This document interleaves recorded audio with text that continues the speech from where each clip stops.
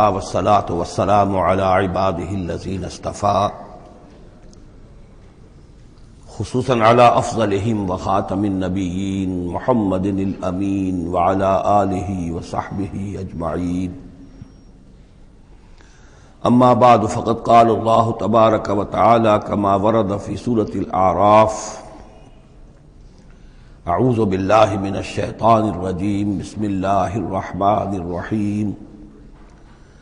فوسوس لهما الشيطان ليبدي لهما ما وري عنهما من سوآتهما وقال ما نهاكما ربكما عن هذه الشجرة إلا أن تكونا ملكين أو تكونا من الخالدين وقاسمهما إني لكما لمن الناصحين فدلاهما بغرور فلما ذاقا الشجرة بدت لهما سوآتهما وطفقا يخصفان عليهما من ورق الجنة وناداهما ربهما ألم أنهكما عن تلكما الشجرة وأقل لكما إن الشيطان لكما عدو مبين قالا ربنا ظلمنا أنفسنا وإن لم تغفر لنا وترحمنا لنكونن من الخاسرين.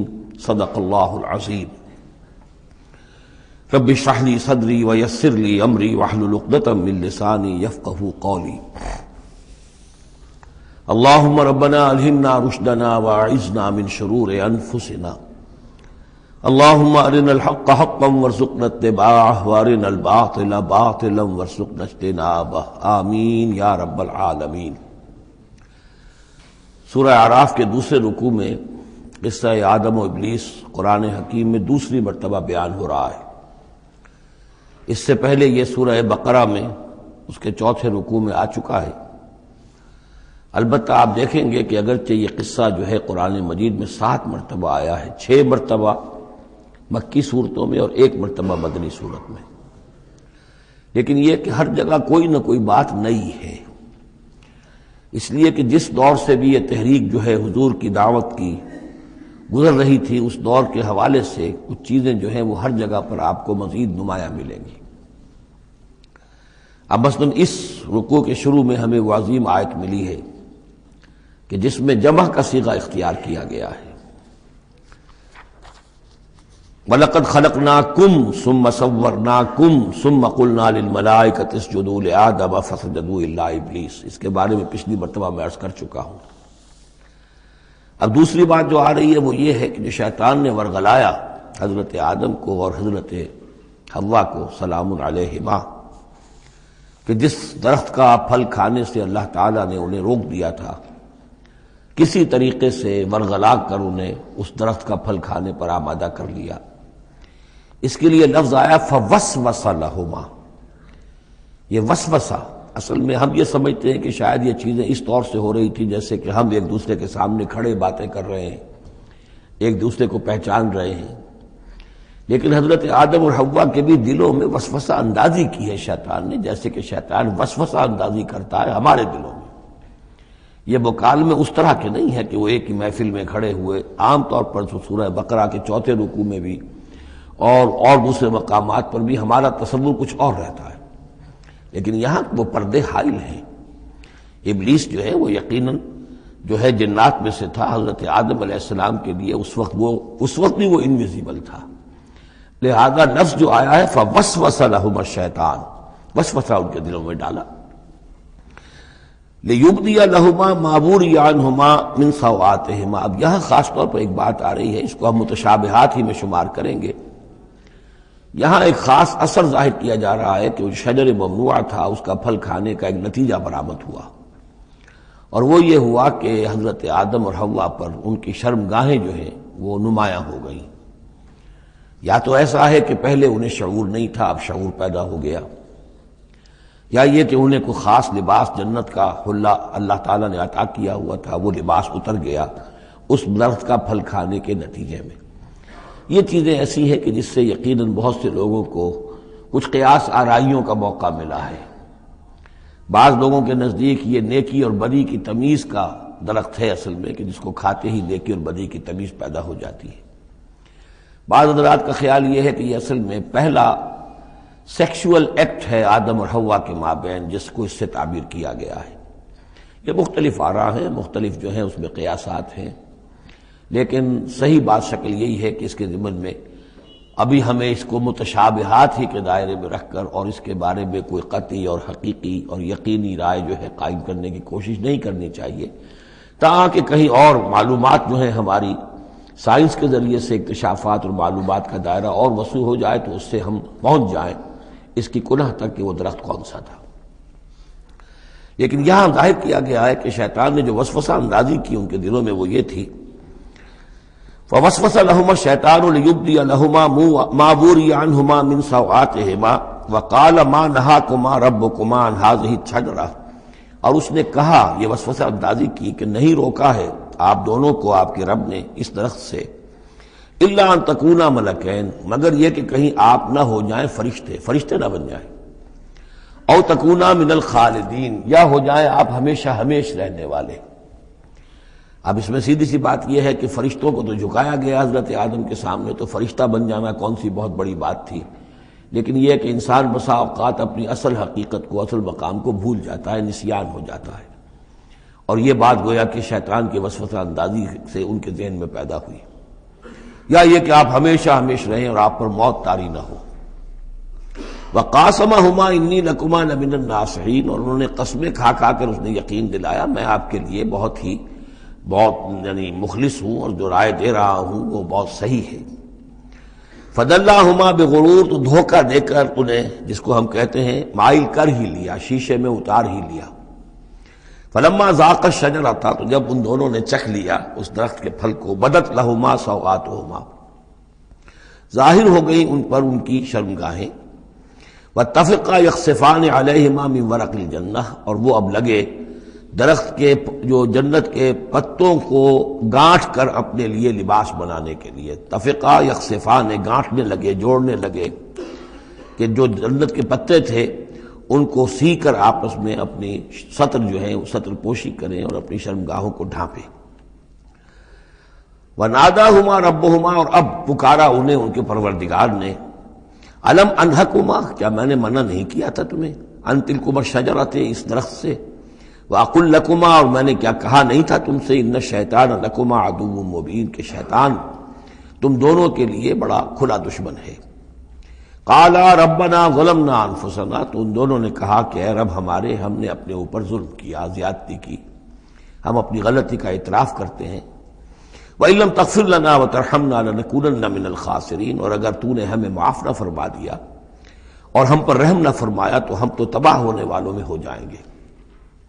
یہاں ایک بات اور نوٹ کر لیجئے، ایک تو یہ کہ یہاں کہیں بھی ایسا اشارہ نہیں ہے کہ ابلیس نے یہ وسوسہ ابتداءً حضرت حوا کے دل میں کیا۔ عام طور پر ہمارے ہاں جو کہانیاں مشہور ہیں وہ یہ ہے کہ حوا جو ہے ذریعہ بنی ہے حضرت آدم کو بھی گمراہ کرنے کا، کوئی اشارہ نہ سورہ بقرہ میں اس کا ہے نہ یہاں ہے، بلکہ جمع کوئی جو تثنیہ کا صیغہ ہے مسلسل چل رہا ہے، ان دونوں کے لیے معاملہ ہے، بیک وقت ہے۔ تو یہ اصل میں جو عیسائی دنیا میں تصور پیدا ہوا ہے کہ عورت فی نفسہ ہی برائی کی مظہر ہے، ایو سے ایول، ایو اب حوا اور ایول بری شے، یعنی عورت فی نفسہ ہی برائی کی جڑ ہے۔ چونکہ ان کے ہاں رہبانیت پیدا ہوئی، شادی نہ کرنا جو ہے وہ گویا کہ اعلیٰ روحانی زندگی کے لیے شرط قرار پایا، عورت سے قرب اور تعلق جو ہے وہ بڑی گھٹیا بات، دنیا داری کی زندگی، حیوانی زندگی قرار پائی۔ تو یہ تصورات قرآن میں کہیں نہیں ہے، یہ تو جیسے کہ آدم کا معاملہ تھا ویسے حوا کا معاملہ تھا، اور شیطان نے دونوں کو ورغلایا ہے اور دونوں نے اللہ سے معافی مانگی ہے۔ دوسرے یہ کہ یہاں نوٹ کر لیجئے کہ یہاں یہ بتا دیا گیا کہ وہ الفاظ کیا تھے۔ وہاں سورہ بقرہ میں ہم پڑھا ہے فَتَلَقَّىٰ آدَمُ مِن رَبِّهِ كَلِمَاتٍ فَتَابَ عَلَيْهِ، حضرت آدم کے دل میں جو ایک سخت پشیمانی کے جذبات پیدا ہوئے تو اس کے لیے الفاظ خود اللہ تعالیٰ نے تلقین فرما دیے، اور وہ الفاظ یہ ہیں ربنا ظلمنا انفسنا وان لم تغفر لنا وترحمنا لنكونن من الخاسرین۔ قال اهبطوا بعضكم لبعض عدو، اور اللہ نے فرمایا کہ اب اترو یہاں سے۔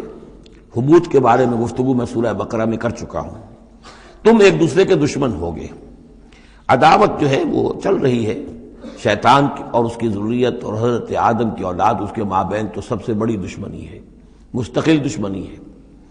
باقی یہ ہے کہ انسانوں کے اندر بھی آپس میں دشمنیاں چلتی ہیں۔ وَلَكُمْ فِي الْأَرْضِ مُسْتَقَرٌّ وَمَتَاعٌ إِلَىٰ حِينٍ، اور اب تمہارے لیے زمین میں ٹھکانہ ہے اور ساز و سامان ہے، ضرورت کی چیزیں ہیں، إِلَىٰ حِينٍ، ایک وقت معین تک کے لیے، یہ ابدی نہیں ہے، ہمیشہ کے لیے نہیں ہے، ایک خاص وقت تک کے لیے اب تمہیں وہاں رہنا بسنا ہے، اور وہاں رہنے بسنے کے لیے جو ضروری چیزیں ہیں وہاں فراہم کر دی گئی ہیں۔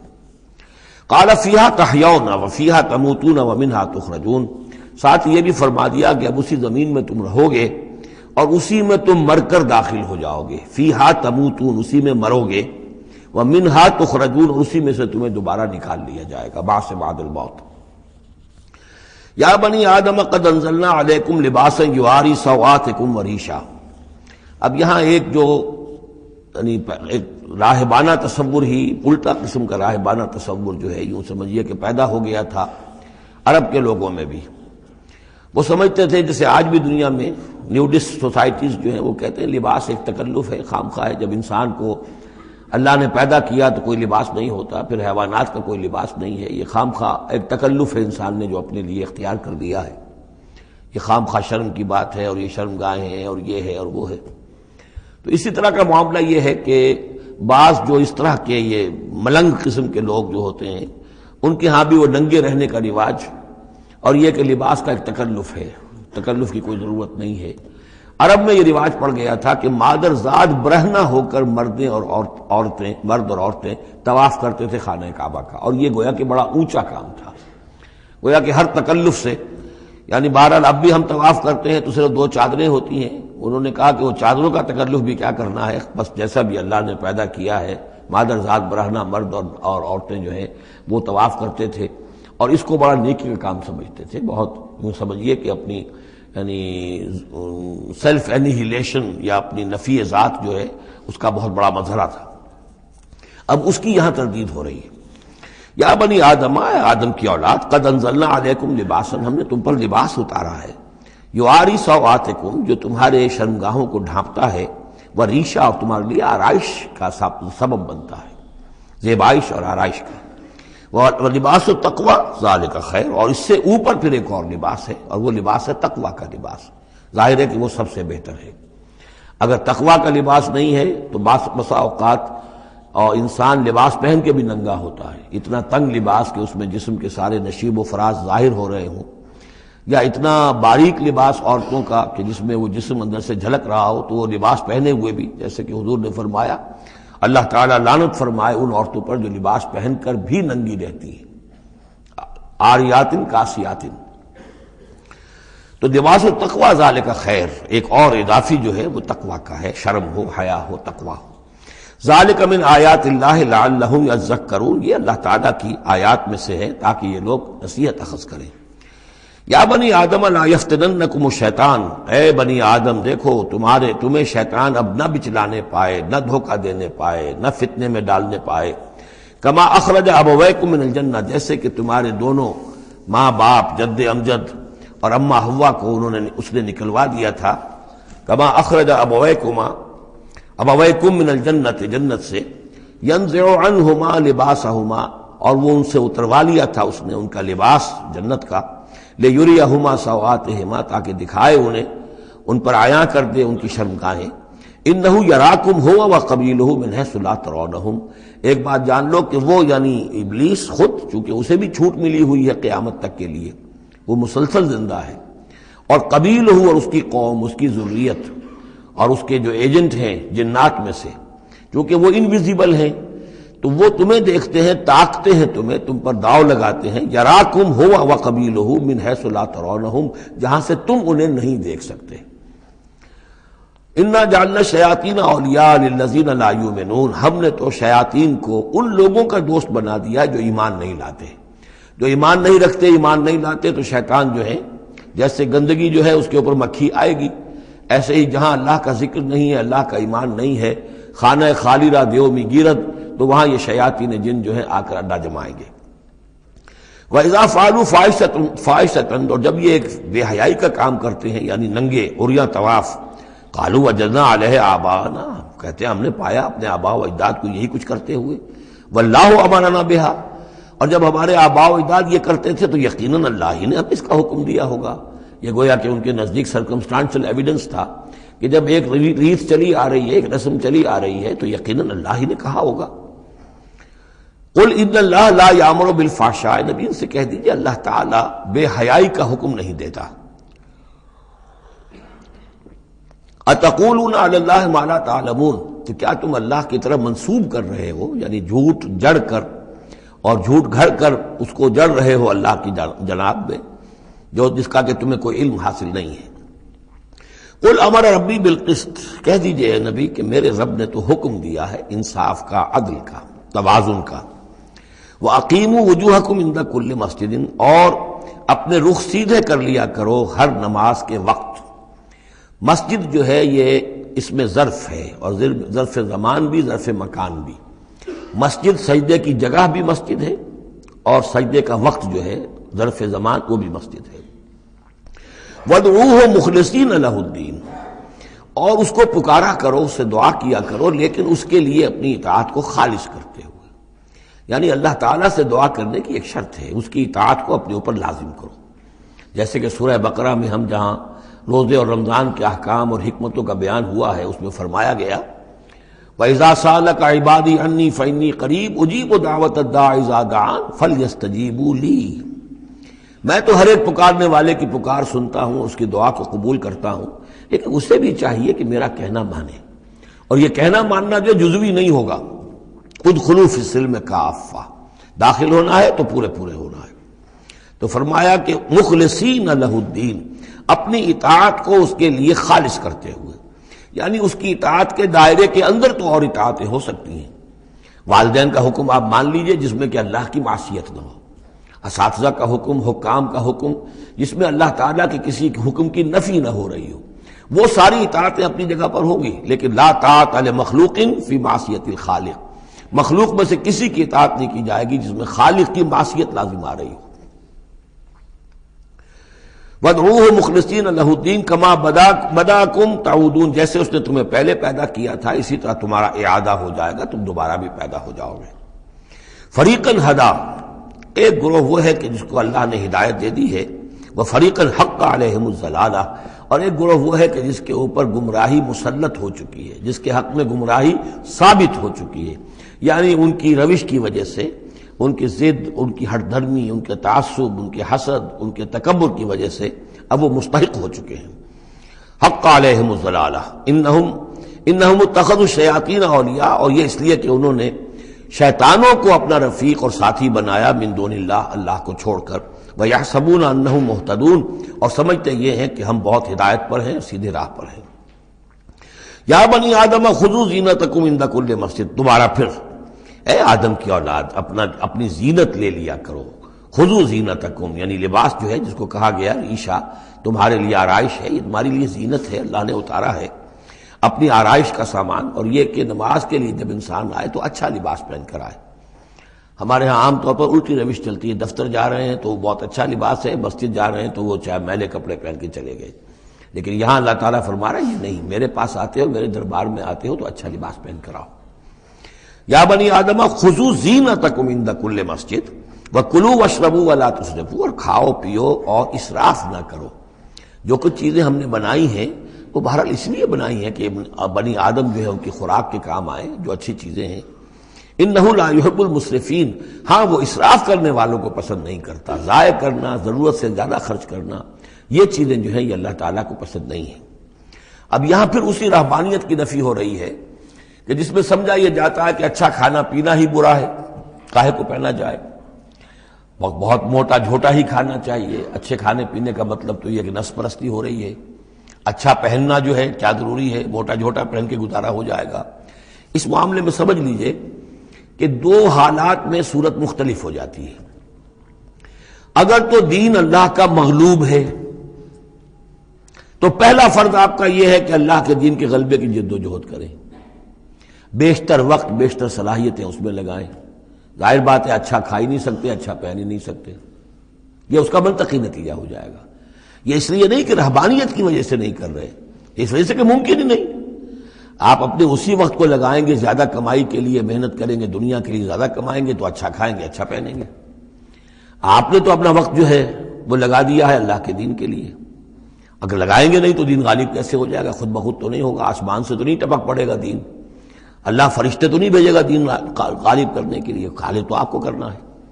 لہذا اس صورت میں تو نیچرل یہ ہو جاتا ہے کہ پھر کم سے کم کرو، کم سے کم کرو، کم سے کم کرو، اپنے معیار زندگی کو اور نیچے لاؤ، اور نیچے لاؤ، اور نیچے لاؤ، تاکہ زیادہ سے زیادہ وقت، زیادہ سے زیادہ اپنی صلاحیتیں، زیادہ سے زیادہ اوقات، زیادہ سے زیادہ اپنے وسائل کو آپ فارغ کر سکیں اللہ کے دین کے لیے۔ لیکن اس حالت میں یہ جو ہوتا ہے یہ کسی رہبانیت کی وجہ سے نہیں ہے، جیسے کہ صحابہ کرام نے سختیاں جھیلی، بھوک برداشت کی، گھر بار چھوڑے، لیکن وہ کسی رہبانیت کے نظریے کے تحت نہیں تھے، وہ ایک مثبت جہادی نظریہ ہے، جد و جہد، انقلابی جد و جہد۔ اور اس انقلابی جد و جہد میں تو دنیا میں جو بھی کوئی آئی ہے پارٹی، ریولوشنری پارٹی، اسے یہ سختیاں جھیلنی پڑی ہیں، چاہے وہ کمیونسٹ ہو یا کوئی اور ہو۔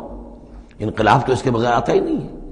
البتہ اگر دین غالب ہو گیا، قائم ہے، اب گویا کہ جو ریاست ہے، اسلامی ریاست ہے، نظام خلافت ہے، اب آگے دین کو پھیلانا اور عام کرنا اور مزید اس کے غلبے کی جد و جہد کی توسیع جو ہے، یہ ریاست کے ذمے آ گئی۔ ریاست جو بھی اپنے شہریوں کے اوپر اس کے لیے بوجھ ڈالتی ہے، جو ٹیکس ڈالتی ہے، یا جو بھی والنٹیئرز مانگتی ہے، یہ لڑائی جو ہے ڈرافٹنگ کرتی ہے، بہت ٹھیک ہے، اس کو مطابق اگر اسے چاہیے 10,000 آدمی نکل آئے، باقی کی طرف سے یہ فرض کفایہ ادا ہو گیا۔ ریاست کے قائم ہونے کی شکل میں صورتحال بدل جاتی ہے۔ اب آپ اپنے گھر میں رہے، جو وقت آپ کے پاس ہے آپ اچھا کمائیں، اچھا کھائیں، اچھا پہنیں، کوئی حرج نہیں، آپ اپنے بچوں کو بھی اچھا کھلائیں، حلال سے کمائیں، اچھا کھلائیں۔ کوئی اسی طریقے سے کوئی آپ کو علمی کوئی آپ کا پرسوٹس ہیں، ایکیڈیمک پرسوٹس ہیں، ان میں لگے، یا یہ کہ اگر آپ نوافل میں لگنا چاہتے ہیں نفل پڑھیں، اور اس کے ترقی جو ہے، اپنی روحانی ترقی جو ہے وہ تقرب بالنوافل کے ذریعے سے کرتے چلے جائیں۔ تو یہ تینوں راستے جو ہیں انسان کے لیے کھلے ہوں گے، کب؟ جبکہ دین غالب ہو۔ اس بنیادی بات کو انہیں لوگوں نے سمجھا ہے، اس لیے وہ رہتے ہیں کنفیوژن میں۔ صاحب اولاد کا بھی حق ہے، صاحب بیویوں کا بھی حق ہے، اس کا بھی حق تو سب کا ہے، لیکن یہ کہ وہ جو صحابہ کرام کو یاد نہیں تھا کہ ان کے بھی حقوق ہیں، یا ان کا دین اور تھا، ہمارا دین اور ہے؟ کیا حضور کو پتہ نہیں تھا کہ میری ازواج مطہرات کے بھی دین ہے، ان کا بھی کیا بھی حق ہے؟ انہوں نے ذرا اپنے نفقے کے اندر اضافے کا مطالبہ کیا تو گویا کہ ایلا کا معاملہ کر لیا، گویا کہ طلاق کی دھمکی دے دی۔ یہ کیوں ہوا؟ کیا ان کے جو خاندان والے تھے ان کا حق نہیں تھا؟ ان کو وہ چھوڑ کر آ گئے مکے میں، اور بھیڑیوں کے حوالے کر کے آ گئے، گویا کہ قریش کے سرداروں کے حوالے ان کے رحم و کرم پر چھوڑ کر آ گئے نا مدینے، جن کو ہجرت کا حکم ملا ہے۔ یہ ساری چیز دین میں یہ ہے، دو شکلیں مختلف۔ ایک ہے دین مغلوب ہے تو پہلا فرض ہے یہ کہ دین کو غالب کرنے کی جد و جہد کرو، ایک جماعتی زندگی کے اندر منسلک ہو کر تن من دھن، ان صلاتی و نسکی و مایایا و مماتی للہ رب العالمین، کم سے کم نکالو اپنے لیے، کم سے کم۔ اب ظاہر بات ہے اس میں تو پھر کم سے کم پر ہی گزارا کرنا ہوگا، صرف سبسسٹنس لیول جس کو کہا جائے، اپنے آپ کو برقرار رکھنے کے لیے، تاکہ جسم اور جان کا رشتہ تعلق جو ہے برقرار رہے، کام کر سکے آدمی۔ ہاں جب دین غالب ہو جائے اب مسئلہ بالکل مختلف ہو گیا ہے، اب ریاست ہے، اور ریاست نے اپنی فوجیں بھی رکھی ہوئی ہیں، جو بھی ذرائع ہیں۔ ہاں جب بھی ضرورت ہوگی وہ شہریوں کو بلائے گی، اس وقت حاضر ہونا فرض ہو جائے گا، لیکن ورنہ عام حالات میں ریاست اس فرائض کو ادا کر رہی ہے۔ مزید توسیع دعوت دین کی اور غلبہ دین کی وہ ریاست کے ذمہ ہے، اسلامی ریاست ہے، نظام خلافت ہے۔ اب آپ جو ہے انڈیویجولز کی حیثیت سے اپنے کاروبار میں لگ جائیں، یا کوئی شخص اپنی روحانی ترقی میں لگ جائے، کوئی شخص یہ کہ دولت زیادہ سے زیادہ کمائے اور وہ اس کو ثواب کے کاموں میں صرف کرے، کوئی شخص جو ہے کسی سائنس میں، کسی اور شعبے میں اسے علمی دلچسپی ہو جائے، تحقیق کے کاموں میں، سارے راستے کھلے ہوں گے۔ اس صورت میں اچھا کھانا، اچھا پہننا کوئی حرام شے نہیں، تو جبکہ رہبانیت اس حالت میں بھی اس کے لیے کوئی گنجائش نہیں چھوڑتی، تو یہاں اس کی نفی کی جا رہی، اس رہبانیت کے نظریے کی۔ قل من حرم زینت اللہ التی اخرج لعبادہ، کہیے ان سے پوچھئے کس نے حرام کی ہے وہ زینت جو اللہ نے نکالی ہے اپنے بندوں کے لیے، والطیبات من الرزق، اور کس نے حرام کیے ہیں پاکیزہ کھانے کی چیزیں۔ قل ہی للذین آمنوا فی الحیات الدنیا، کہہ دیجئے یہ تمام چیزیں دنیا کی زندگی میں بھی اللہ تعالیٰ نے تو اہل ایمان ہی کے لیے بنائی ہیں، خالصۃ یوم القیامہ۔ ہاں دنیا میں وہ کفار کو بھی دے رہا ہے، تم بھی کھا پی لو، برت لو، یہاں پہ جو کچھ کرنا ہے، اس لیے کہ آخرت میں تمہارا کوئی حصہ نہیں ہے، البتہ آخرت میں جا کر یہ تمام اچھی چیزیں خالصتاً یوم القیامہ، قیامت کے دن تو یہ خالصتاً جو ہے اللہ کے اہل ایمان بندوں کے لیے ہو جائیں گی، پھر کافر کو کوئی شے نہیں ملے گی۔ کذالک نفصل الآیات، اس طرح ہم اپنی آیات کی وضاحت کرتے ہیں لقوم یعلمون، ان لوگوں کے لیے جو علم رکھتے ہو یا جو علم حقیقی حاصل کرنا چاہیں۔ قل انما حرم ربی الفواحش ما ظہر منها وما بطن، کہہ دیجئے کہ میرے رب نے تو حرام قرار دیا ہے بے حیائی کی باتوں کو، خواہ وہ اعلانیہ ہوں اور خود چھپی ہوئی ہوں، بے حیائی خود چھپی ہوئی ہو وہ بھی اللہ تعالیٰ کو پسند نہیں ہے، وہ بھی حرام ہے۔ والاسم، اور گناہ کو حرام کیا ہے، والبغی، اور ناحق زیادتی کرنا کسی دوسرے پر بغیر الحق، وان تشرکوا باللہ ما لم ينزل بہ سلطانا، اور اس کو حرام ٹھہرایا ہے کہ تم اللہ کے ساتھ شریک ٹھہراؤ کسی ایسی چیز کو جس کے لیے اس نے کوئی سند نہیں اتاری ہے، وان تقولوا علی اللہ ما لا تعلمون، اور حرام قرار دیا اس بات کو کہ تم اللہ کی طرف منسوب کرو وہ چیزیں کہ جو تم نہیں جانتے، جس کے لیے تمہارے پاس کوئی علم نہیں ہے۔ وَلِكُلِّ أُمَّةٍ أَجَلٌ، ہر قوم کے لیے، ہر امت کے لیے ایک وقت معین ہے، یعنی جب بھی کبھی کوئی رسول ہم بھیجتے رہے ہیں تو ایک مدت ہوتی ہے، اس وقت تک اس کو مہلت ہوتی ہے قوم کو کہ وہ رسول کی دعوت سے استفادہ کر لے اور اپنے دلوں کو، اپنے باطن کو منور کر لے، صحیح راستے پر آ جائے۔ اس سے پہلے عذاب نہیں آئے گا، خواہ یہ کہ اہل ایمان تو چاہیں گے کہ جھٹپٹ عذاب آئے، اس لیے کہ بہرحال مسلمان اہل ایمان وہ بھی انسان ہوتے تھے، چکی کے دو پاٹوں کے درمیان پس رہے تھے تو کبھی کبھی خیال آ جاتا تھا کہ اب اللہ تعالیٰ کیوں انہیں اتنی ڈھیل دے رہا ہے، یا ابو جہل کو اتنی ڈھیل کیوں دے دی ہے کہ اس نے حضرت سمیہ رضی اللہ تعالیٰ عنہ کے ساتھ یہ سلوک کیا، ابو جہل کو کیوں اتنی ڈھیل دے دی ہے کہ اس نے حضرت یاسر کو شہید کر دیا رضی اللہ تعالیٰ عنہ۔ لیکن یہ خیال تمہارا اپنی جگہ ہے، ہماری حکمت اپنی ہے۔ ہماری حکمت کیا ہے کہ جب رسول ہم نے بھیجا اس قوم کے لیے ایک اجل معین کر دی، اس اجل سے پہلے عذاب آئے گا نہیں، ہاں جب وہ اجل آ جائے گی پھر وہ رکے گا نہیں، اس کے اندر اندر معاملہ انہیں طے کرنا ہے، ادھر یا ادھر۔ وَلِكُلِّ أُمَّةٍ أَجَلٌ، یہ ہم پڑھ چکے سورہ نام میں کہ اگر میرے پاس ہوتی وہ شے، میرے اختیار میں ہوتی کہ جو تم جلدی مچا رہے ہو، تو کبھی کا میرا اور تمہارے درمیان قصہ جو ہے چکایا جا چکا ہوتا۔ فَإِذَا جَاءَ أَجَلُهُمْ، لیکن جب ان کی اجل آ جائے گی، لَا يَسْتَأْخِرُونَ سَاعَةً وَلَا يَسْتَقْدِمُونَ، نہ تو وہ اس کو مؤخر کر سکیں گے ایک گھڑی بھی، اور نہ ہی اس سے کھسک سکیں گے، سرک سکیں گے آگے کی طرف۔ یا بنی آدم اما یاتینکم رسل، اب یہ وہی آیت آ گئی جو سورہ بقرہ میں بھی آئی تھی، فاما یاتینکم منی ہدی فمن تبع ہدایا فلا خوف علیہم ولا هم یحزنون والذین کفروا وکذبوا بآیاتنا اولئک اصحاب النار هم فیہا خالدون۔ یا بنی آدم اما یاتینکم رسل منکم، اے بنی آدم جب بھی تمہارے پاس آئیں گے رسول تم ہی میں سے ہوں گے، تم میں سے تمہاری قوم کے لوگ ہوں گے، یقصون علیکم آیاتی، جو تمہیں میری آیات سنائیں گے، فمن اتقی واصلح، تو جو بھی تقوی کی روش اختیار کرے گا اور اصلاح کر لے گا اور نیکی کی روش اختیار کرے گا، فلا خوف علیہم ولا هم یحزنون، ان کے لیے نہ کوئی خوف ہوگا اور نہ وہ کسی حزن سے دوچار ہوں گے۔ والذین کذبوا بآیاتنا واستکبروا عنہا، اور جو ہماری آیات کو جھٹلائیں گے اور تکبر کی بنا پر انہیں رد کر دیں گے، استکبروا عنہا، استکبار کی بنیاد پر، تکبر کی بنیاد پر رد کر دیں گے، اولئک اصحاب النار هم فیہا خالدون، وہ جہنمی ہوں گے اور رہیں گے ہمیشہ ہمیش۔ فمن اظلم ممن افتری علی اللہ کذبا وکذب بآیاتہ، پھر وہ اس شخص سے بڑھ کر ظالم اور کون ہوگا جو اللہ کی طرف کوئی غلط بات منسوب کرے، افترا کرے اللہ کی طرف، اور یا اللہ کی آیات کو جھٹلائے، یہ دونوں ہم وزن ہیں۔ اولئک ینالہم نصیبہم من الکتاب، ان کو جو بھی دنیا میں رزق وغیرہ کا معاملہ ہے وہ تو ان کو مل جائے گا، یہاں دنیا میں تو ہم نے یہ سورہ بنی اسرائیل میں مضمون آئے گا، اب کوئی شخص کفر کرے اللہ فوراً اس کی روزی روک لے اور ایک دن کے اندر اندر وہ یہ بھوک سے مر جائے، ایسا نہیں ہے۔ جو ہم نے یہاں پہ ان کے لیے لکھا ہوا ہے جو رزق ہے اس دنیا کے اندر وہ تو انہیں ملتا رہے گا، وہ رکتا نہیں ہے، انہیں اپنے اس نصیب میں سے حصہ مل جائے گا۔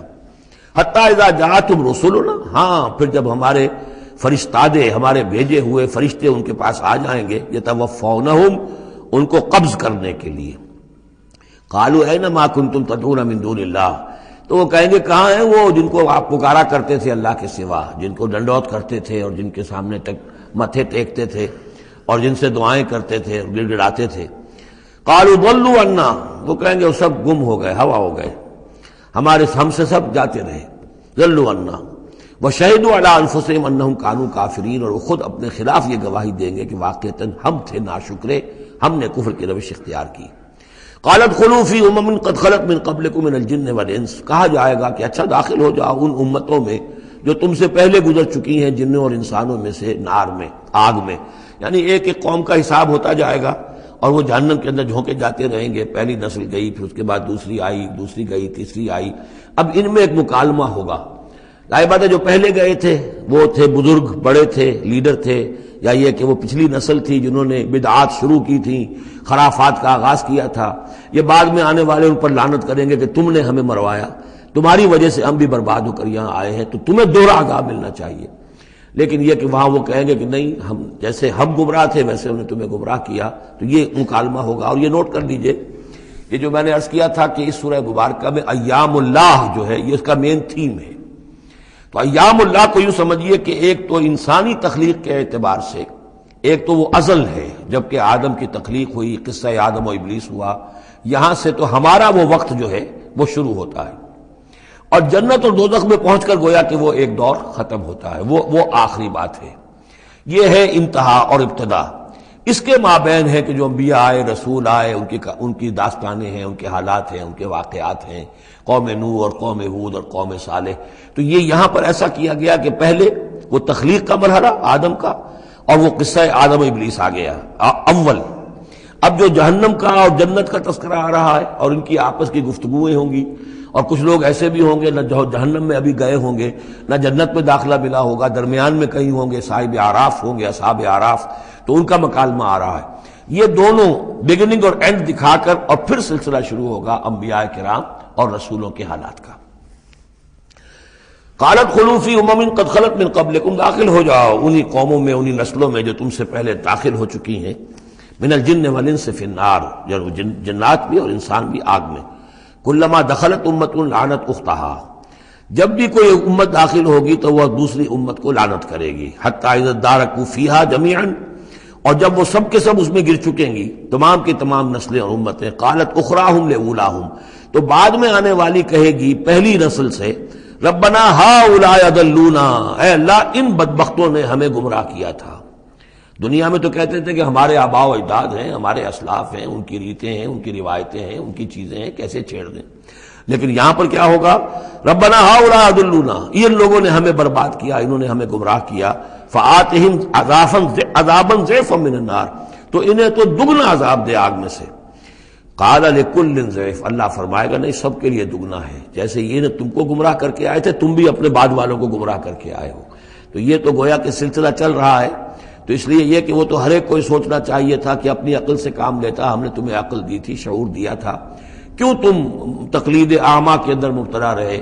آباء و اجداد کی تقلید ہو رہی ہے، اپنے لیڈروں کی تقلید ہو رہی ہے، تو یہ تقلید اعمیٰ کے لیے تمہیں میں نے آنکھیں دی تھی، تمہیں کان دیے تھے، تمہیں میں نے عقل دی تھی، تمہیں نیکی اور بدی کا شعور دیا تھا، ہر شخص جو ہے وہ ذمہ دار ہے۔ قال لکل ضعف، اللہ فرمائے گا سب کے لیے دوہرا ہے، ولکن لا تعلمون، لیکن تمہیں اس کا علم نہیں ہے۔ وقالت اولاہم لاخراہم، اب وہ کہیں گے پچھلے جو ہیں، جو پہلے والے تھے، بعد میں آنے والوں کو، فما کان لکم علینا من فضل، دیکھو نا، نہیں نا تمہیں کوئی، ہم پر کوئی فضیلت حاصل نہیں ہو سکی، تم نے خام خواہ ہم پر لعنت کی، لیکن اس سے کیا حاصل تمہیں کیا ہوا؟ ما کان لکم علینا من فضل فذوقوا العذاب بما کنتم تکسبون، اور اب چکھو مذاق عذاب کا اپنی کرتوتوں کے باعث۔ ان الذین کذبوا بآیاتنا واستکبروا عنہا، یقیناً وہ لوگ جنہوں نے ہماری آیات کو جھٹلایا اور استکبار پھر عنہا، اور بر بنائے تکبر ان کو رد کیا، اعراض کیا ان سے تکبر کی بنیاد پر، لا تفتح لهم ابواب السماء، ان کے لیے آسمان کے دروازے کبھی نہیں کھولے جائیں گے۔ یہ کچھ اشارات ہیں قرآن مجید میں جس سے معلوم ہوتا ہے کہ جہنم اسی زمین پر ہوگی، اور ابتدائی جنت بھی یہی ہوگی، ابتدائی نزل والی جنت جو ہے وہ بھی اسی زمین پر ہوگی، اور جہنم بھی اسی زمین پر ہوگی۔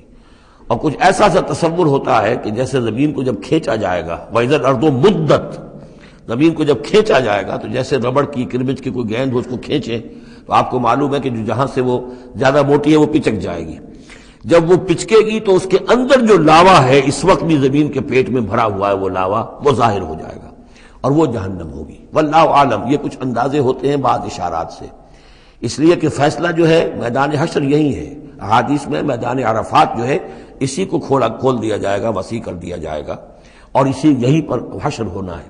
وجاء ربک والملک صفا صفا، اور پروردگار بھی شان اجلال کے ساتھ نزول فرمائیں گے اور فرشتے آئیں گے فوج در فوج، اور یہیں پر حساب کتاب ہوگا. ابتدائی مہمان نوازی بھی جو ہے وہ یہی ہوگی، لیکن پھر یہ کہ اہل جنت اپنے مراتب کے اعتبار سے اور اوپر کی جنتوں میں چڑھتے چلے جائیں گے. لیکن ظاہر بات ہے یہ لوگ جو ہے یہ یہیں کہ یہیں رہ جائیں گے. لا تفتح لہم ابواب السماء، ان کے لیے آسمان کے دروازے کھولے ہی نہیں جائیں گے. ولا يدخلون الجنت، اور وہ جنت میں داخل نہیں ہوں گے. حتی یلج الجمل فی سم الخیاط، یہاں تک کہ اونٹ گزر جائے، گھس جائے سوئی کے ناکے میں. اسے کہتے ہیں تعلیق بالمحال. نہ یہ ممکن ہے کہ سوئی کا ناکا اتنا بڑا ہو جائے کہ اونٹ گزر جائے، یا اونٹ اتنا چھوٹا ہو جائے کہ سوئی کے ناکے میں داخل ہو جائے. نہ ان کفار کے جنت میں داخل ہونے کا کوئی امکان ہے. اور یہ بات بھی نوٹ کیجئے کہ یہی بات اصل میں حضرت عیسیٰ علیہ السلام نے تنقید جو انہوں نے کی تھی کہ ایک دولت مند شخص ان کے پاس آیا، جیسے ہمارے ہاں بھی ہوتے ہیں جو لوگ دیندار ہیں، سیٹھ ہیں، اور وہ دین کے کام بھی کرتے ہیں. تو انہوں نے کہا کہ بتائیے آپ کی تعلیم کیا ہو؟ کہ نماز پڑھو، روزہ رکھو. کہ نماز روزہ میں کرتا ہوں. اچھا اپنے غریبوں کے اپنے مال میں سے دو، یہ کرو وہ کرو. یہ بھی میں کرتا ہوں. آپ بتائیے اور کیا ہے؟ پھر آخر میں فرمایا حضرت مسیح نے، اچھا اپنی صلیب اٹھاؤ اور میرے ساتھ چلو. یعنی یہ کہ اب وہ ہے وہ جد و جہد حق و باطل کی کشاکش، یہ نیکی کے کام کرنا، دھندوں میں لگے رہنا، اور اپنے ساتھ کچھ نہ کچھ نیکی کا کام ہے، کچھ پن ہے، کچھ خیرات ہے، کچھ ثواب کے کام ہے، کوئی نماز ہے، روزہ ہے، یہ تو آسان ہے. لیکن یہ کہ اس کشاکش حق و باطل جو ہے اس میں لگنا، کہ جس میں پھر اندیشہ ہو کہ پھانسی بھی آ سکتی ہے، اندیشہ ہو جان بھی جا سکتی ہے، تکلیف بھی آ سکتی ہے. تو جب انہوں نے کہا کہ اچھا ٹھیک ہے، پھر جب تم نے یہ ساری منزلیں طے کر لی تو آخری منزل ہے اپنی صلیب اٹھاؤ اور میرے ساتھ آ جاؤ. تو اس شخص کا چہرہ لٹک گیا اور وہ چلا گیا. تو حضرت مسیح نے فرمایا کہ اونٹ کا سوئی کے ناکے میں سے گزرنا ممکن ہے، لیکن کسی دولت مند شخص کا اللہ کی بادشاہت میں داخل ہونا ممکن نہیں ہے. بہرحال میں اس وقت اسے کسی دلیل کے طور پہ پیش نہیں کر رہا ہوں، لیکن میں نے صرف یہ کہ یہی جو ہے محاورہ جو قرآن مجید میں یہاں آیا ہے، حتیٰ یلج الجمل فی سم الخیاط، یہی ہے کہ جو حضرت عیسیٰ علیہ السلام نے استعمال کیا. وَكَذَلِكَ نَجْزِي الْمُجْرِمِينَ، اور اسی طرح ہم بدلہ دیتے ہیں مجرموں کو. لَهُم مِّن جَهَنَّمَ مِہَادٌ، ان کے لیے جہنم ہی کا ہوگا بچھونا. وَمِن فَوْقِهِمْ غَوَاشٍ، اور اسی کا اوڑھنا ہوگا. لحاف بھی اسی کا ہے، آگ کا، اور اس کے گدے بھی. وَكَذَلِكَ نَجْزِي الظَّالِمِينَ، اور اسی طرح ہم ظالموں کو بدلہ دیں گے. وَالَّذِينَ آمَنُوا وَعَمِلُوا الصَّالِحَاتِ، اور وہ لوگ جو ایمان لائے اور جنہوں نے نیک عمل کیے. لَا نُكَلِّفُ نَفْسًا إِلَّا وُسْعَهَا، پھر آ گئی وہی بات، ہم کسی کو ذمہ دار نہیں ٹھہرائیں گے کسی جان کو مگر اس کی وسعت کے مطابق. محاسبہ ہوگا انڈیویجول، ہم نے کیا کیا کچھ اسے دیا تھا اس کے حساب سے ہم اس سے حساب لیں گے. اولئک اصحاب الجنہ، وہ ہوں گے جنت والے. ہم فیہا خالدون، اور اس میں رہیں گے ہمیشہ ہمیشہ. وَنَزَعْنَا مَا فِي صُدُورِهِم مِّن غِلٍّ، اور ہم نکال دیں گے جو کچھ ان کے سینوں میں ہوگا ایک دوسرے کی طرف سے کوئی میل. یعنی اہل ایمان بھی انسان ہوتے ہیں، شکوے شکایتیں ہو جاتی ہیں. دینی جماعتوں میں بھی کبھی کسی معمور کو امیر سے شکایت ہو گئی، کسی امیر کو معمور سے شکایت ہو گئی، کسی ایک رفیق کو دوسرے رفیق سے شکایت ہو. انسان ہے. اور یہ معاملہ جو ہے ایسا بھی ہوتا ہے، زائل بھی ہو جاتے ہیں. کچھ ایسی شکوے شکایتیں ہوتی ہیں کہ باقی رہتی ہیں، ختم نہیں ہوتی ہیں. ان کے اثرات جو ہیں، وہ جذبات کچھ ایسے مجروح ہو جاتے ہیں، کسی طریقے سے زائل نہیں ہوتے. لیکن فرمایا گیا ہے کئی مقامات پر یہ کہ اللہ تعالیٰ اہل جنت کو جنت میں داخل کرنے سے پہلے جو بھی اہل ایمان میں سے کسی کے لیے ان کے دل میں کوئی کدورت ہوگی، کوئی میل ہوگا، وہ نکال دے گا، تاکہ اب جنت میں داخل ہونے والے سب سررن اخوانن علی سرر متقابلین، بالکل بھائیوں کی طریقے سے صاف دل ہو کر ایک دوسرے کے سامنے رو در رو ہو کر بیٹھیں گے، اور ان کے اندر کوئی غل نہیں رہے گا. یہی دعا بھی ہے جو ہمیں تلقین کی گئی ہے، اللہم اغفر لنا ولاخواننا الذین سبقونا بالایمان ولا تجعل فی قلوبنا غلا للذین آمنوا ربنا انک رؤوف رحیم. پروردگار اہل ایمان میں سے کسی کے لیے بھی ہمارے دل میں غل اور میل یا کدورت یہ باقی نہ رہنے دے، تو اپنے فضل و کرم سے دھو دے. وَنَزَعْنَا مَا فِي صُدُورِهِم مِّن غِلٍّ، بلکہ ان آیات پر حضرت علی کا یہ قول بھی ہے رضی اللہ تعالی عنہ کہ سورہ ہجر کی آیت کے ضمن میں خاص طور پر آتا ہے شان نزول میں، تو انہوں نے فرمایا کہ یہ میرے اور معاویہ کے کا ذکر ہے جو یہاں ہو رہا ہے۔ ظاہر بات ہے جنگیں ہوئی ہیں حضرت علی رضی اللہ عنہ اور حضرت معاویہ رضی اللہ عنہ، تو کتنی کچھ ہو گئی ہوگی شکایت ایک دوسرے سے۔ تو یہ آیتیں ہمارے لیے ہیں کہ اللہ تعالی ہمیں دونوں کو جنت میں داخل کرے گا تو ہمارے دلوں سے یہ کدورتیں جو ہے وہ نکال دے گا۔ وقالوا الحمد للہ الذی ہدانا لہذا، اور وہ کہیں گے کل شکر ہے اور کل تعریف ہے اس اللہ کی جس نے ہمیں یہاں تک پہنچایا۔ وما كنا لنهتدي لولا ان هدانا اللہ، اور محض اپنے زور بازو سے ہم یہاں تک نہیں پہنچ سکتے تھے اگر اللہ ہی نے ہمیں نہ پہنچا دیا ہوتا۔ لقد جاءت رسل ربنا بالحق، یقیناً ہمارے رب کے پروردگار کے جو بندے آئے تھے رسول بن کر وہ حق کے ساتھ آئے تھے۔ ونودوا، اور تب انہیں ندا کی جائے گی، پکارا جائے گا، ان تلکم الجنۃ اورثتموها بما کنتم تعملون، اب یہ وہ جنت ہے جو جس کے تم وارث بنا دیے گئے ہو تمہارے اعمال کی وجہ سے۔ بندے کا کام یہ ہے کہ وہ یہ کہے گا اے اللہ میں اس لائق نہیں تھا، میرے اعمال ایسے نہیں تھے، میں اپنے اعمال کے بل پر کبھی بھی نہیں اس کا مستحق ہو سکتا تھا، یہ سارا تیرا فضل ہے، تیرا کرم ہے، تیری عطا ہے، تیری دین ہے۔ اللہ فرمائے گا نہیں میرے بندے، تو نے محنت کی تھی، کوشش کی تھی، ایثار کیا تھا، تو نے حق کا راستہ چوز کیا تھا، تو نے کبھی نقصان بھی برداشت کیا تھا حق کے لیے اور باطل کا مقابلہ کرنے میں تکالیف بھی جھیلی تھی۔ تو بندہ جو ہے وہ کہے گا نہیں پروردگار یہ سب تیرا فضل ہے، اور اللہ کہے گا یہ تمہارے اعمال کی وجہ سے۔ دونوں جزوی طور پر حقیقتیں ہیں، یہ دونوں چیزیں ہیں مل کر ایک بات کو مکمل کرتی ہیں۔ ہم ارادہ کرتے ہیں کام کا، اللہ تعالیٰ اس کام کی توفیق دے دیتا، ارادہ ہی نہ کریں تو توفیق نہیں ہوگی، اور محض اپنے ارادے سے ہم کچھ نہیں کر سکیں گے جب تک کہ اللہ کی طرف سے توفیق اور تیسیر نہ ہو جائے۔ وَنَادَىٰ أَصْحَابُ الْجَنَّةِ أَصْحَابَ النَّارِ، اور جنتی لوگ پکار کر کہیں گے جہنمیوں سے ان قد وجدنا ما وعدنا ربنا حقا، ہم نے تو پا لیا جو کچھ کہ ہمارے رب نے ہم سے وعدہ کیا تھا کہ وہ سچ نکلا، صحیح نکلا، جن نعمتوں کا ہم سے وعدہ کیا تھا وہ ہمیں مل گئی۔ فَهَلْ وَجَدْتُم مَّا وَعَدَ رَبُّكُمْ حَقًّا، تو تم نے بھی کیا سچا پا لیا اللہ کا وعدہ جو اللہ نے تم سے وعدہ کیا تھا، وہ ساری چیزیں تمہیں مل گئیں؟ قالوا نعم، وہ کہیں گے جی ہاں، ہمارے ساتھ بھی جو وعدے تھے، جو وعیدیں تھیں، جو دھمکیاں تھیں، جو عذاب کی مختلف شکلیں تھیں، وہ سب ہیں جن میں ہم اس وقت گرے ہوئے ہیں۔ فَأَذَّنَ مُؤَذِّنٌ بَيْنَهُمْ، تو پکارے گا کوئی پکارنے والا ان کے مابین، اللعنۃ اللہ علی الظالمین، کہ اللہ کی لعنت ہے ظالموں پر۔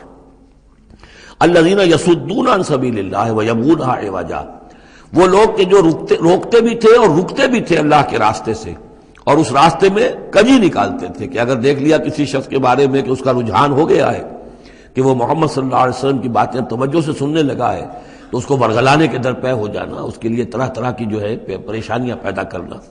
وَهُمْ بِالْآخِرَةِ كَافِرُونَ، اور یہ لوگ کافرت کے منکر تھے۔ وَبَيْنَهُمَا حِجَابٌ، اب یہ گفتگو تو ہو رہی ہوگی جنت اور دوزخ والوں کے مابین، ان دونوں کے مابین ایک پردہ ہوگا، ایک فصیل حائل ہوگی۔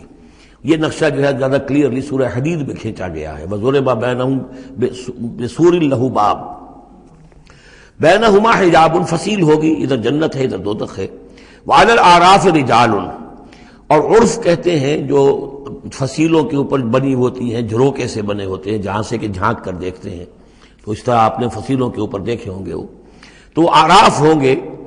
رجال یعرفون کلا بسیماہم، وہ لوگ ہوں گے جو سب کو پہچانتے ہوں گے، جہنمیوں کو بھی پہچانتے ہوں گے اور دوزخیوں کو بھی پہچانتے ہوں گے، اس لیے کہ یہ کون ہوں گے؟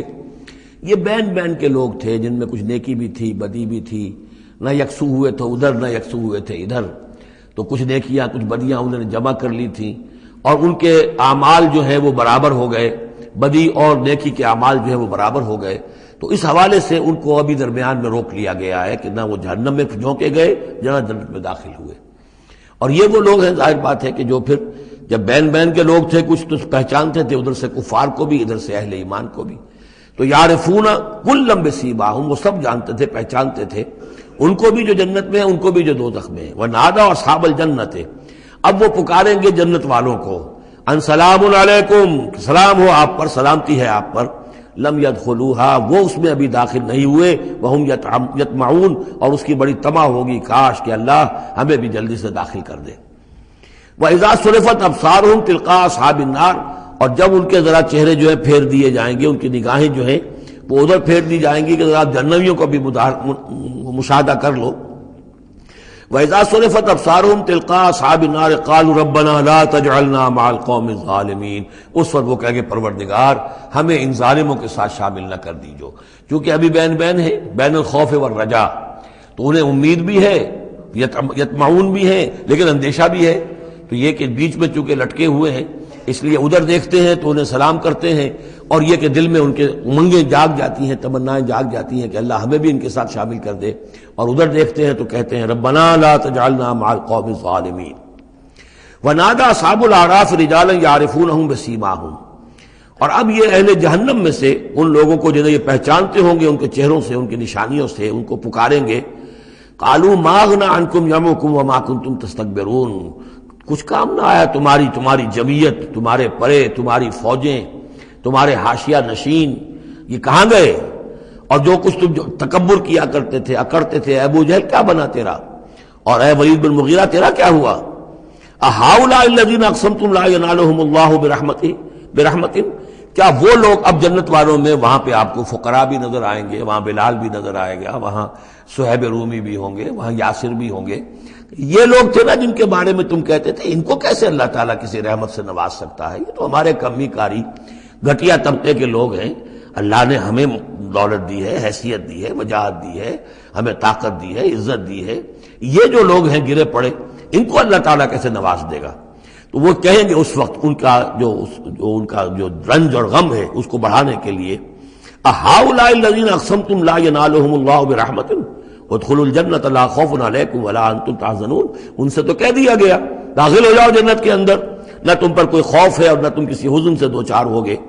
ونادى اصحاب النار اصحاب الجنہ، اور اب پکاریں گے جہنم والے جنت والوں کو، ان افیضوا علینا من الماء، کہ کچھ تو بہا دو ہماری طرف پانی جو اللہ نے تمہیں دے رکھا ہے، او مما رزقکم اللہ، اور جو کچھ اللہ نے تمہیں رزق دیا ہے کچھ وہاں سے ہماری طرف بھی، اے خاصہ برندان چمن کچھ تو ادھر بھی، مما رزقکم اللہ، قالوا ان اللہ حرمہما علی الکافرین، وہ جواب دیں گے اہل جنت کہ شاید ہم تو دینا بھی چاہتے، ہماری شرافت سے تو یہ بعید تھا کہ ہم کوڑا جواب تمہیں دے دیتے، لیکن کیا کریں، اللہ نے حرام کر دی ہیں یہ چیزیں کافروں پر، ہمارے ہاتھ بندھے ہوئے ہیں، ہم یہ نعمتیں اب تمہاری طرف نہیں بھیج سکتے۔ ان اللہ حرمہما علی الکافرین، انہیں حرام کر دیا ہے اس پانی کو بھی اور یہ جو بھی ہمیں رزق اللہ نے نوازا ہے۔ الذین اتخذوا دینہم لہوا ولعبا، وہ لوگ کہ جنہوں نے اپنے دین کو کھیل کود بنا لیا، تماشا اور دل بہلانے کا اور ہنسی اور ٹھٹا بنا دیا ہے، وغرتہم الحیات الدنیا، اور انہیں دنیا کی زندگی نے دھوکے میں مبتلا کر دیا ہے۔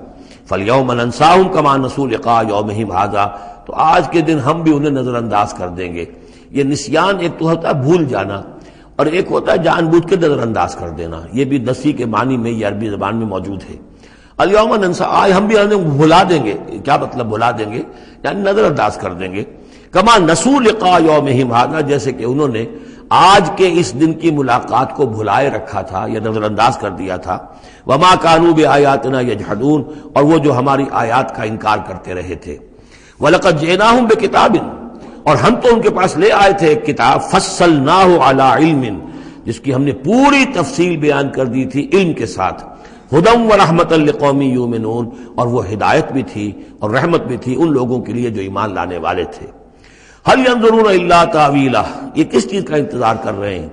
یعنی آیات عذاب جو قرآن مجید میں آ رہی ہیں ان کے عملی ظہور کا انتظار کر رہے ہیں، یہ انتظار کر رہے ہیں کہ واقعتاً یہ سیلاب کا بند جو ہے وہ ٹوٹ ہی جائے، اور واقعتاً ان کے اوپر جو سیلاب کا دھارا ہے عذاب کا وہ آ جائے۔ هل ينظرون الا تاویلہ، اس انجام کی فکر کر رہے ہیں، اس کا انتظار کر رہے ہیں۔ یوم یاتی تاویلہ، جس دن کہ اس کا مصداق ظاہر ہو جائے گا۔ یقول الذین نسوہ من قبل، تو کہیں گے وہی لوگ جنہوں نے اسے بھلا دیا تھا، پہلے نظر انداز کر دیا تھا، قد جاءت رسل ربنا بالحق، اس وقت وہ کہیں گے کہ یقیناً ہمارے پروردگار کے جو رسول آئے تھے، پیغامبر آئے تھے، وہ حق کے ساتھ آئے تھے۔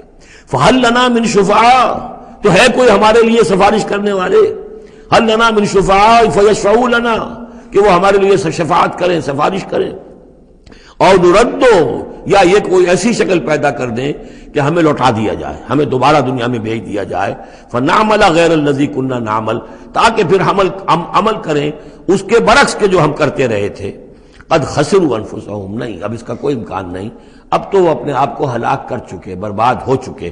وضل عنہم ما كانوا یفترون، اور جو افتراء وہ کرتے رہے تھے وہ ان کے ہاتھوں سے گم ہو گیا، ہاتھوں کے طوطے اڑ گئے. ان ربکم اللہ الذی خلق السماوات والارض فی ستۃ ایام، جان لو تمہارا پروردگار وہ اللہ ہے جس نے پیدا کیے آسمان اور زمین 6 دنوں میں. ثم استوى علی العرش، پھر متمکن ہوا ہے عرش پر. اب یہ عرش بھی جیسا کہ میں عرض کر چکا ہوں یہ بھی آیات متشابہات میں سے ہے. اس کی کوئی حقیقت بھی ہو سکتی ہے کہ کوئی واقعتاً مجسم کوئی شے ہو، کوئی چیز ہو فی الواقع کسی جگہ پر ہو، اور یہ بھی ہو سکتا ہے کہ اس سے مراد محض استعارہ ہو. واللہ عالم. عالم غیب کی یہ ساری خبریں جو ہیں، یہ میں نے جیسا کہ عرض کیا یہ مستقل طور پر یہ تو آیات متشابہات ہی میں رہیں گی.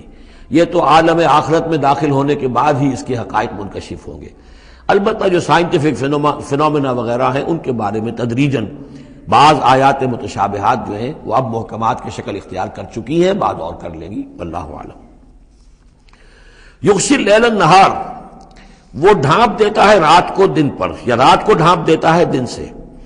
یطلبہ حثیثاً، اور وہ اس کے پیچھے لگا ہوا آتا، دوڑتا ہوا، دن رات کے پیچھے رات دن کے پیچھے. والشمس والقمر، اور سورج کو پیدا کیا اس نے اور چاند کو، والنجوم، اور ستاروں کو، مسخرات بامرہ، اور یہ سب کے سب اس کے حکم سے اپنے اپنے کاموں میں لگے ہوئے ہیں، مسخر ہیں. جو بھی قاعدہ قانون ہے اس کی اطاعت کر رہے ہیں. الا لہ الخلق والامر، آگاہ ہو جاؤ اسی کے لیے ہے خلق اور اسی کے لیے ہے امر. یہ آیت جو ہے اس کے 2 مفہوم ذہن میں رکھیے. ایک تو ہے جو بہت سادہ ہے، سطحی مفہوم ہے، وہ بھی درست ہے کہ ایک ہے تخلیق اور ایک ہے پھر اللہ کا حکم. کائنات اس نے بنائی اور اب اس کا حکم ہے یہ کرو یہ نہ کرو، یہ اوامر ہے، یہ نواہی ہے، یہ شریعت ہے. لیکن اس کا ایک گہرا مفہوم بھی ہے کہ اصل میں کریشن جو ہے اس کائنات میں 2 سطح پر ہوئی ہے. ایک عالم امر ہے، ایک عالم خلق ہے. عالم امر میں صرف کریشن ایکس نہلو ہوتی ہے، عدم محض سے تخلیق، اور اس میں ٹائم فیکٹر بالکل نہیں ہوتا. کن فیکون، کوئی ٹائم فیکٹر نہیں. بغیر کسی مادے کے، بغیر کسی پری ایگزسٹنگ شے کے کچھ پیدا کر دینا اور اس میں کسی ٹائم فیکٹر کا نہ ہونا، یہ عالم امر کے خواص ہے. عالم خلق میں کسی شے سے دوسری شے بنتی ہے اور اس کے بعد اس میں ٹائم لازمن ہے. انسان ہے 9 مہینے رحم مادر کے اندر وہ بچہ رہے گا، 8 مہینے رہے، 7 مہینے رہے، بہرحال اسے وقت لگے گا. آم کی گٹھلی ہے، اس آم کی گٹھلی کو درخت بننے میں کئی سال لگیں گے.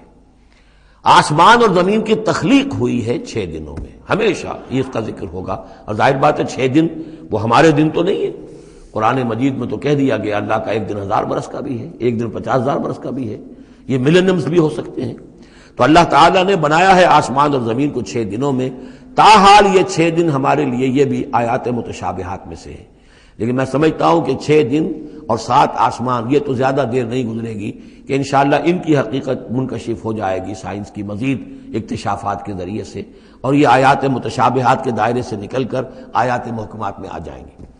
لیکن یہ کہ اصل بات جو ہے وہ یہ ہے کہ خلق اور امر. اب امر، عالم امر سے متعلق نوٹ کر لیجئے صرف 3 چیزیں ہیں. ارواح انسانی، روحم من امرنا، یسألونک عن الروح قل الروح من امر ربی. ملائکہ عالم امر کی شے ہیں اور وحی عالم امر کی شے ہے. 3 چیزیں ہیں جن کا تعلق عالم امر سے ہے. لہذا فرشتے کے یہاں سے لے کے اور 7ویں آسمان تک جانے میں کوئی ٹائم نہیں لگ سکتا. اسی طرح روح انسانی بھی یہاں سے لے کر 7ویں آسمان تک جا سکتی ہے بغیر کسی وقت کے.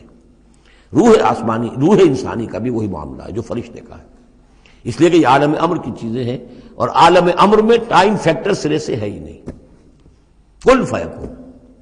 البتہ عالم خلق کے اندر وقت لگتا ہے، سفر ہوتا ہے تو سفر میں وقت لگے گا، تخلیق ہوئی ہے تو اس میں وقت لگا. تو یہ ہے اس کا ایک گہرا مفہوم. لیکن بہرحال یہاں پر اب دیکھیے یہ قرآن مجید کا اعجاز ہے. ایسے الفاظ استعمال کرتا ہے کہ عرب کا ایک بدو اس پر سے گزر جائے گا تو اس کو بھی کوئی پیچیدگی نہیں ہوگی. الا لہ الخلق والامر، اسی نے پیدا کیا، اسی کا حق ہے کہ حکم دے. بات صاف ہو گئی اور صحیح ہے، کوئی غلط بات تو نہیں ہے. وہ اپنی ذہنی سطح کے مطابق اس نے اس سے لے لیا، ہدایت پالی، مطمئن ہو گیا، چل پڑا. لیکن یہ کہ کوئی شخص فلسفی ہے، حکیم ہے، دانا ہے، وہ غور کرتا ہے، وہ دیکھتا ہے امر کا لفظ قرآن میں کہاں کہاں آیا ہے، کس معنی میں آیا ہے، کس کس جگہ پر آیا ہے، ان کو جوڑتا ہے، جوڑ کر نتیجے نکالتا ہے، تو معلوم ہوتا ہے کہ یہ تو دو بالکل ڈسٹنکٹ عالم ہیں ایک دوسرے سے، عالم خلق، عالم امر۔ اس کے قوانین تو علیحدہ ہیں، نوامیس علیحدہ ہیں، ان کے ضابطے علیحدہ ہیں۔ تبارک اللہ رب العالمین، بہت بابرکت ہے اللہ جو کہ تمام جہانوں کا رب ہے۔ ادعوا ربکم تضرعا وخفیا، پکارتے رہا کرو اپنے رب کو گڑ گڑاتے ہوئے، عاجزی کے ساتھ اور خاموشی سے، چپکے چپکے۔ بڑی بلند آواز سے دعا مانگنا پسندیدہ نہیں ہے۔ انہ لا یحب المعتدین، یقیناً وہ حد سے گزرنے والوں کو پسند نہیں کرتا۔ ولا تفسدوا فی الارض بعد اصلاحها، اور دیکھو زمین میں اس کی اصلاح کے بعد فساد نہ مچاؤ۔ وادعوہ خوفا وطمعا، اور اللہ کو پکارا کرو خوف کے ساتھ اور طمع کے ساتھ۔ یہ دوسرا ہو گیا، یعنی دو کمپوننٹس ہوئے۔ اللہ کو جب پکارو تو پہلی دو ڈائمنشنز کیا ہیں کہ پکارو گڑ گڑاتے ہوئے اور چپکے چپکے دل میں، اور دو مزید ڈائمنشنز کیا ہیں، خوف و طمع۔ اللہ کے ساتھ تمہارا معاملہ رہنا چاہیے بین بین، خوف بھی رہے کہ اللہ پکڑ نہ لے، اللہ سزا نہ دے دے، اور اللہ کی مغفرت، اللہ کی رحمت کی امید بھی رہے۔ ما بین الخوف والرجا، رجا امید، خوف خوف کے درمیان، تو خوف و طمع۔ اللہ کو جب بھی پکارو ان دونوں کے بین بین ہو کر تمہاری کیفیت قلبی اور روحانی ہونی چاہیے۔ ان رحمت اللہ قریب من المحسنین، یقیناً اللہ تعالیٰ کی رحمت جو ہے وہ اہل احسان بندوں کے بہت ہی قریب ہے، بہت نزدیک ہے۔ وَهُوَ الَّذِي يُرْسِلُ الرِّيَاحَ بُشْرًا بَيْنَ يَدَيْ رَحْمَتِهِ، اور وہی ہے جو بھیجتا ہے ہوائیں بشارت دیتی ہوئی اس کی رحمت کے آگے آگے، یعنی بارش جب آنی ہوتی ہے تو اس سے آگے آگے ٹھنڈی ہوا کے جھونکے آتے ہیں، یہ گویا کہ بشارت لے کے آ رہی ہے کہ بارش آنے والی ہے۔ اب آپ اندازہ کیجئے کہ جہاں بے آب و گیاہ زمین پڑی ہے اور لوگ منتظر ہیں، آسمان کو دیکھ رہے ہیں، اے اللہ ہماری تو ساری محنت جو ہے جا رہی ہے، بیج ضائع ہو رہا ہے، پروردگار اب اگر ذرا ٹھنڈی ہوا کا جھونکا آیا ہے تو یہ ان کے لیے بشارت ہوتی ہے کہ اب اس ٹھنڈی ہوا کے جھونکے کے پیچھے باران رحمت بھی آیا چاہتا ہے۔ یرسل الریاح بشرا بین یدی رحمتہ حتی اذا اقلت سحابا ثقالا، یہاں تک کہ جب وہ ہوائیں اٹھا لاتی ہیں بڑے بڑے بھاری اور بادل، اب یہ بادلوں میں کتنے کتنے ٹن پانی ہوتا ہوگا جو آ رہا ہے زمین پر گرتا ہے، اس کا کوئی حساب کتاب کیا جائے کتنے بھاری بادل ہیں یہ، لیکن یہ ہوائیں ان کو لیے پھر رہی ہیں، روئی کے گالوں کی طرح اڑائے پھر رہی ہیں۔ سقناہ لبلد میت، تو ہم اس کو ہانک دیتے ہیں اس پانی کو ایک مردہ زمین کی طرف، بے آب و گیاہ وادی کی طرف۔ فانزلنا بہ الماء، ہم ان بادلوں کو ہانک دیتے ہیں، وہ ہوائیں جو ہیں ہانک کر لے جاتی ہیں ایک ایسی زمین کی طرف کہ جو مردہ ہے، بے آب و گیاہ ہے۔ فانزلنا بہ الماء، پھر ہم اس پر پانی برساتے ہیں۔ فاخرجنا بہ من کل الثمرات، اور پھر ہم اس سے زمین میں سے ہر طرح کے میوے نکال دیتے ہیں۔ اور کچھ نہیں تو گھاس ہی ہو گئی، چراگاہی ہو گئی، اور اگر آپ نے کچھ بیج ڈالے ہوئے تھے یا یہ کہ بیج پڑے ہوئے تھے کسی باغ کے اندر، اوپر سے گر گر کے اس کے پھلوں میں سے وہ خود بخود پھوٹیں گے، اور وہ جو اللہ تعالیٰ کی طرف سے جو ہے وہ زمین کے اپنے خزانے نکال دے گی۔ کذالک نخرج الموتیٰ، اور یہ ہے اصل جو تشبیہ دی گئی، اسی طرح ہم مردوں کو نکال لائیں گے زمین سے۔ یعنی زمین مردہ ہوتی ہے، کوئی اس کے اندر زندگی کے آثار نہیں ہوتے، کہیں کوئی وہ جو ہے کوئی بھی آپ دیکھیں کوئی ہریاول نہیں کوئی، بلکہ وہاں پہ بسا اوقات تو ایسی ویرانی ہوتی ہے کہ کوئی آپ کو چیونٹے بھی نظر نہیں آتے، کوئی حشرات الارض نظر نہیں آتے، کوئی پرندے بھی آس پاس نظر نہیں آتے، کچھ نہیں، کوئی زندگی کے آثار نہیں۔ بارش ہوتی ہے، اس کے بعد یہ کہ اب آپ کو دیکھتے ہیں چلت پھرت ہے، ایک دم جو ہے زمین جو ہے اس نے بھی ہریاول ہرا جو ہے وہ گہنا پہن لیا ہے، اس کے ہرے ہرے کپڑے سمجھیے کہ وہ دلہن جو ہے آراستہ ہو گئی ہے، اور پھر اب چرند پرند بھی آ گئے ہیں، زندگی، مگر اب زندگی ہی زندگی ہے معجزاً ساقی۔ تو اسی طریقے سے یہ زمین کے اندر پڑے ہوئے مردے جو ہوں گے، یہ بھی گویا کہ بیج کے مانندے جو زمین میں پڑے ہوئے ہیں، ہمارا حکم آئے گا اور یہ پھوٹ کر نکل آئیں گے۔ کذالک نخرج الموتیٰ لعلکم تذکرون، تاکہ تم نصیحت اخذ کرو۔ والبلد الطیب یخرج نباتہ باذن ربہ، اور جو اچھی زمین ہوتی ہے زرخیز، وہ اپنے رب کے حکم سے اپنا سبزہ نکالتی ہے، اس میں سے نکلتی ہے پیداوار۔ والذی خبث، اور زمین ایسی بھی ہوتی ہے کہ جس میں روئیدگی ہے ہی نہیں، زرخیزی ہے ہی نہیں، جو خراب زمین ہے لا یخرج الا نکدا، وہ کچھ نہیں نکالتی مگر کوئی ناقص سی چیز نکال دے گی، جھاڑ جھکاڑ کچھ ہو جائیں گے۔ یہ نکد لفظ جو پنجابی میں سرائکی میں استعمال کرتے ہیں، یہی اسی لفظ کی نکدہ، بڑی ردی شے، بڑی گھٹیا شے۔ کذالک نصرف الآیات لقوم یشکرون، اسی طریقے سے ہم اپنی آیات کو گردش میں لاتے ہیں ان لوگوں کے لیے کہ جو ان کی قدر کرنے والے ہوں۔ بارک اللہ لی ولکم فی القرآن العظیم ونفعنی وإیاکم بالآیات والذکر الحکیم۔